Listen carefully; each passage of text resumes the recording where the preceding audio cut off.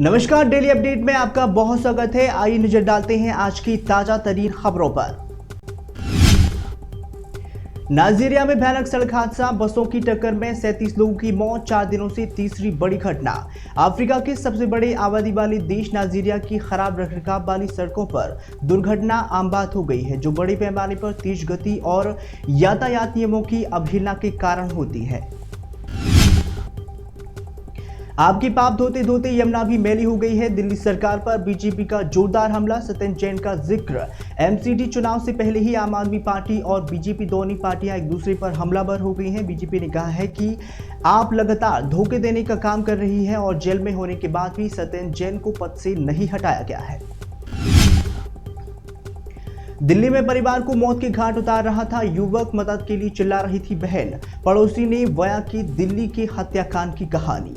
दिल्ली में नशे के आदी 25 साल के लड़के ने परिवार के 4 सदस्यों की हत्या कर दी है। बाद में अन्य सदस्यों को जान से मारने की धमकी दी है।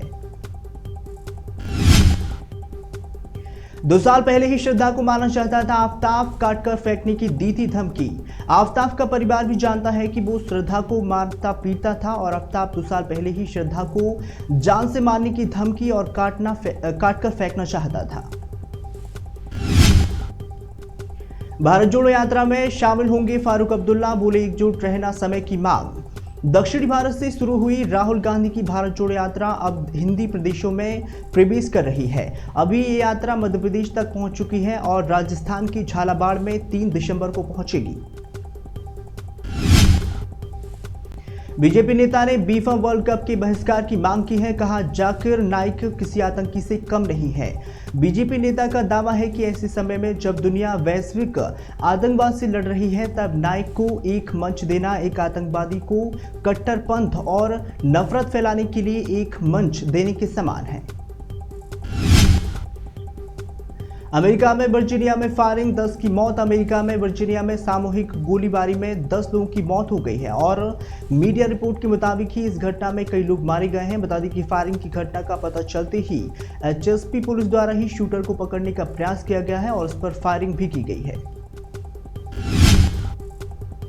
सूरत में कार से 75 लाख की नकदी के बाद ही कांग्रेस का वीआईपी पास बरामद। 1 दिसंबर को होनी है वोटिंग।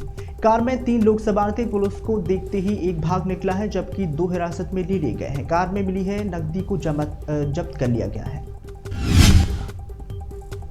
श्रद्धा की हत्या के बाद ही परिवार के साथ बेखौफ घूम रहा है आफ्ताब। परिवार से पूछताछ के बाद हुआ खुलासा। श्रद्धा हत्याकांड मामले में आफ्ताब परिवार पुलिस को बताया है कि घर पर शिफ्टिंग के दौरान ही वह आफ्ताब उन्हीं के साथ था। भारत जोड़ो यात्रा लेकर पहुंचे राहुल गांधी तो सीएम शिवराज ने शुरू की गौरव यात्रा, बराबर टक्कर देने की तैयारी। विदेश के वन मंत्री कुंवर विजय शाह ने कहा है कि वह गर्व से कह सकते हैं कि पीएम मोदी, सीएम शिवराज ने टांचा भील और भीमा नायक बिरसा मुंडा को सम्मानित किया है। प्रेम जाल में फंसाकर किया नाबालिग का रेप, शादी की बात कही तो धर्म कबूल की रखी शर्त और मांचा नागपाल में पीड़िता नाबालिग लड़की का रेप किया गया है। वीडियो कॉल के जरिए उसकी अश्लील तस्वीर भी रिकॉर्ड की गई है। चुनाव आयोग को लेकर सुप्रीम कोर्ट की तख्त टिप्पणी पर सरकार का जवाब, योग्य लोगों को ही चयनित करें। सुप्रीम कोर्ट ने मुख्य चुनाव आयुक्त और चुनाव आयुक्तों को लेकर प्रक्रिया में कई सवाल खड़े किए हैं। बता दें कि 5 जजों की संविधान पीठ ने केंद्र से इसको लेकर सवाल जवाब किए हैं। जयपुर में स्क्रैप के गोदाम में लगी भीषण आग बुझाने की कोशिश में एक दमकल कर्मी घायल। राजस्थान में बुधवार को आग लगने की ये दूसरी घटना है। इससे पहले ही बाड़मेर मेडिकल कॉलेज के जिला अस्पताल परिसर में अचानक आग लग गई थी। आदिवासियों के हमले में वन अधिकारी की मौत, सीएम केसीआर ने 50 लाख रुपए की मुआवजे की मांग की है। पूरी घटना मंगलवार को घटित हुई थी। ये घटना उस समय की है जब वन रेंजर अधिकारी श्रीनिवास पोंडो भूमि पर वन विभाग की ओर से किए गए पौधारोपण की रक्षा करने की कोशिश कर रहे थे। गुजरात चुनाव में बीजेपी ने कांग्रेस पर लगाया पैसे बांटने का आरोप, संबित पात्रा ने शेयर किया वीडियो। गुजरात चुनाव की तारीख जैसे जैसे नजदीक आ रही है, वैसे वैसे ही गुजरात में आरोप प्रत्यारोप का दौर भी लगातार शुरू हो चुका है और बीजेपी ने एक वीडियो शेयर कर कांग्रेस पर बड़ा हमला बोला है। कांग्रेस ने आदिवासी महिला द्रौपदी मुर्मू को राष्ट्रपति चुनाव में हराने की कोशिश की। पीएम मोदी का विपक्ष पर करारा जवाब।